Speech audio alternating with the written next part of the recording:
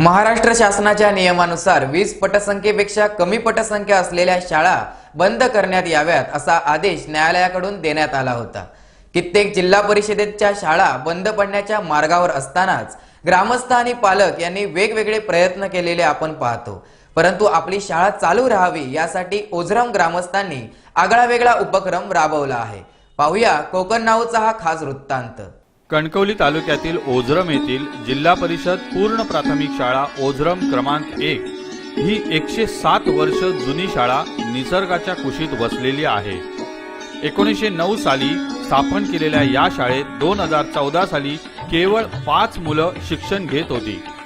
न्यायालयाच्या आदेशानुसार 20 पटसंख्यापेक्षा कमी पटसंख्या असलेल्या शाळा बंद करण्याचे आदेश प्रशासनाने दिले होते।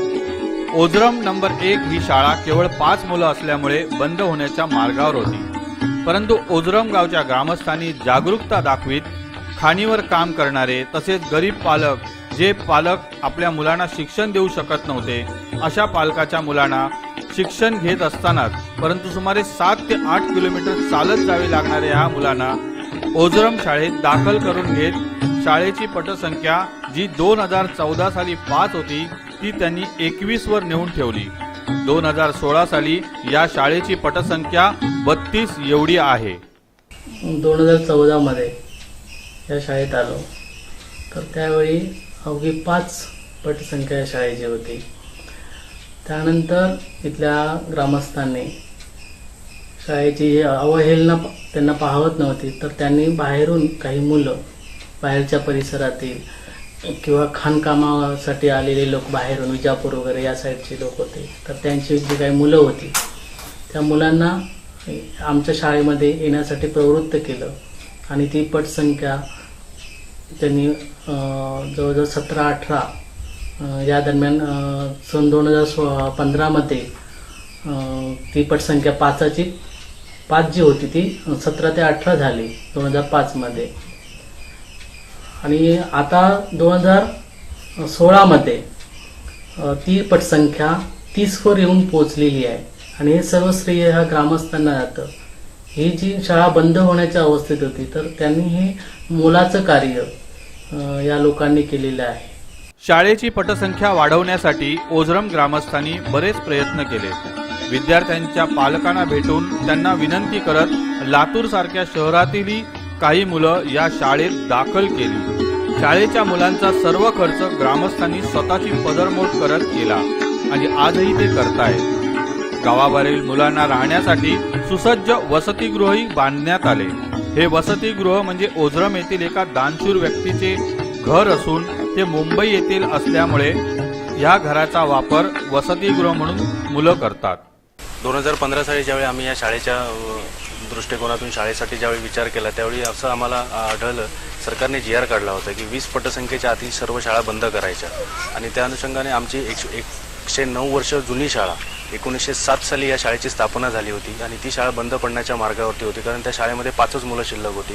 म्हणून आम्ही जास्त काही न करता आम्हाला असं आढळून आलं की काही अशा गावांमध्ये अशा ठिकाणी जिथे शिक्षणाची सोय नाही, मुलांना शिकायची इच्छा आहे पण त्यांना शिक्षणाची सोय नाही, अशा मुलांच्या पालकांना आम्ही जाऊन भेटलो, त्यांना सर्व परिस्थिती समजावून सांगितली आणि अशा मुलांना आम्ही आमच्या शाळेमध्ये दाखल केलं। त्यांची राहण्याची वगैरे सर्व व्यवस्था, राहण्याची जेवणाची सर्व व्यवस्था ही आमच्या गावातील ग्रामस्थांनी केली आमच्याच गावामध्ये। आणि आमच्या 2015 साली शाळेचा पट हा जवळजवळ 2 मुलांवरून 21 मुलांवरती गेला आणि आज त्याच शाळेचा पट 32 मुलांवरती आहे।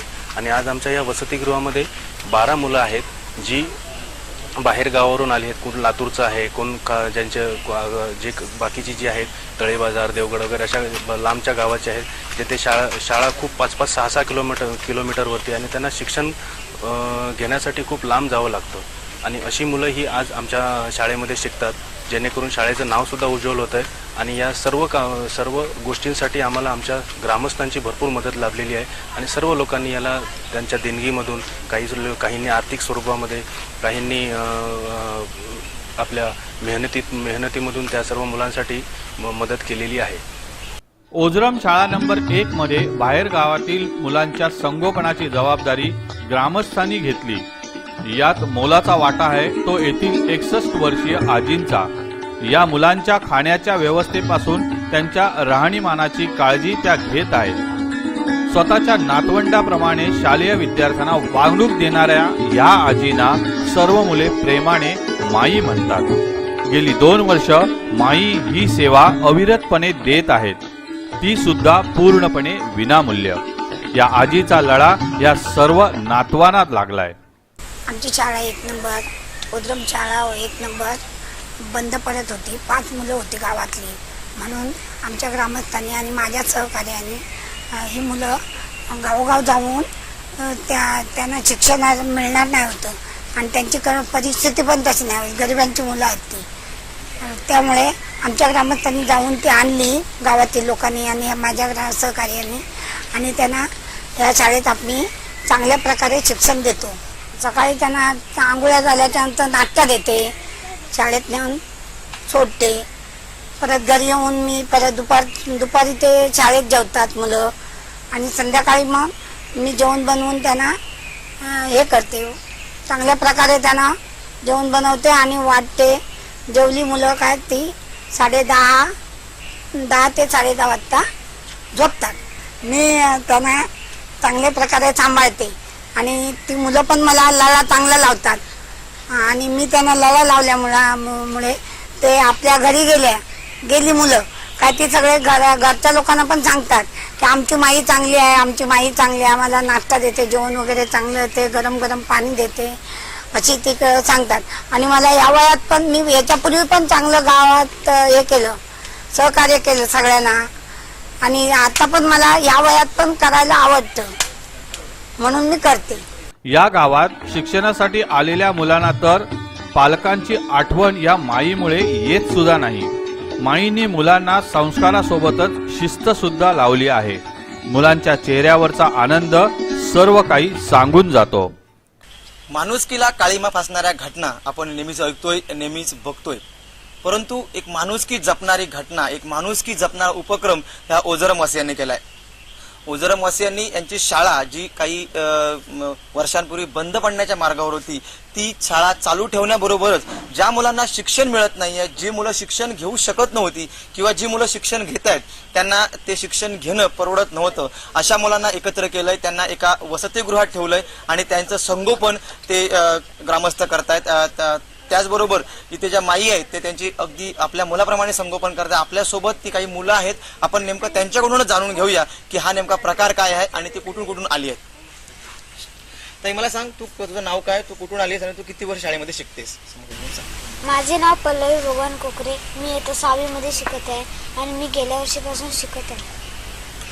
इथे तू शिक्षण घेतेस ते शिक्षण कशा प्रकारचं आहे, किंवा ज्या माई आहेत, ज्या माई तुमचं जेवण वगैरे बनवतात, त्या माई तुम्हाला कशा प्रकारची वागणूक देतात ते सांग. माझ्या माई एकदम चांगला मला सगळं शिकवतं. आम्हाला कपडे धुवायला शिकवली, भांडी घासायला शिकवली, सगळं शिकवलं, अभ्यास करायला शिकवतात, सगळं करायला शिकवतात आणि आमच्या माई एकदम चांगल्या आहे. तुला या शाळेमध्ये कसं वाटतं, इथे राहून या इथे शिक्षण घेताना तुला कसं वाटतं?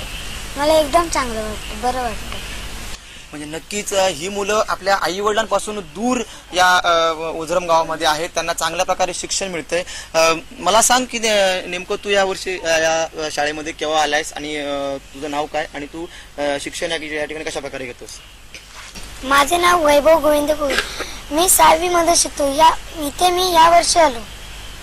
या ठिकाणी तू शिक्षण वगैरे कसं घेतोस, म्हणजे तुला शिक्षक वगैरे जे आहेत ते कसं शिकवतात? चांगल्या प्रकारे. तुला शिक्षक चांगल्या प्रकारे शिकवतात. या ज्या माई आहेत त्या ज्यावेळी तुमचं काळजी घेतात, तुम्हाला जेवण वगैरे बनवतात, त्यामध्ये त्या कशा प्रकारे तुमची काळजी घेतात?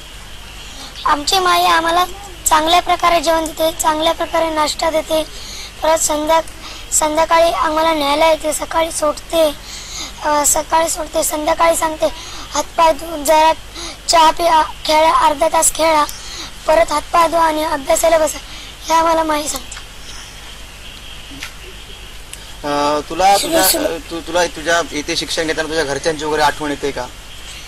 नाही. म्हणजे नक्कीच एक चांगलं शिक्षण आणि चांगल्या शिक्षणाबरोबर चांगली शिस्तही या मुलांना या ठिकाणी पाहायला मिळते. आणि एक बाहेरची मुलं असूनही, आपल्या इथली रहिवासी नसूनही या मुलांमध्ये कोणताही भेदभाव न करता ओझरमवासीय इथले शिक्षक आणि या माई त्या मुलांना चांगल्या प्रकारे प्रेम देत आहेत. शाळा बंद पडणार या भीतीने डगमगून न जाता प्रयत्ने रगडिता कणवाळूचे तेलही गळे या उक्तीप्रमाणे ओझरम ग्रामस्थांनी केलेल्या या उपक्रमाचा आदर्श इतर गावांनीही तसेच शाळांनीही घेण्यासारखा आहे. महाराष्ट्र शासनाच्या नियमाप्रमाणे जिल्हा परिषद शाळांमध्ये 20 पेक्षा कमी पटसंख्या असलेल्या शाळा बंद करण्याचा निर्णय महाराष्ट्र शासनाने घेतला होता आणि या नियमात कणकवली तालुक्यातील ओझरम नंबर 1 ही शाळा बसत होती. या शाळेची पटसंख्या 2014 साली केवळ 5 होती. आपली शाळा बंद पडणार अशी भीती ग्रामस्थांना होती. आपली शाळा बंद पडू नये यासाठी या ग्रामस्थांनी एक आगळा वेगळा उपक्रम राबवलाय. या ओझरम ग्रामस्थांनी आदिवासी पाड्यावरती जी मुलं होती, जी मुलं या अगोदर कधी शिक्षण घेत नव्हती आणि कदाचित यापुढे कधी शिकली नसती, अशा मुलांना त्यांनी आपल्या शाळेमध्ये दाखल केलंय आणि आपली शाळेची पटसंख्या जी 5 होती ती आता सुमारे 30 वर नेऊन ठेवली आहे. आदिवासी पाड्यावरील या मुलांचा जो सर्व खर्च आहे, ज्या मुलांच्या मूलभूत गरजा आहेत, राहण्यापासून त्यांच्या खाण्यापासून सर्व जो खर्च आहे हे ग्रामस्थ उचलत आहेत. आपली शाळा बंद पडू देऊ नये यासाठी ग्रामस्थांनी केलेला हा प्रयत्न खरोखरच स्तुत्य आहे. हा उपक्रम राबवून ओझरम ग्रामस्थांनी समाज आणि शासन या दोघांच्याही डोळ्यात अंजन घातलंय. व्हिडिओ जर्नलिस्ट रुपेश साळुंकेसह उमेश परब, कोकण नाऊ, कणकवली.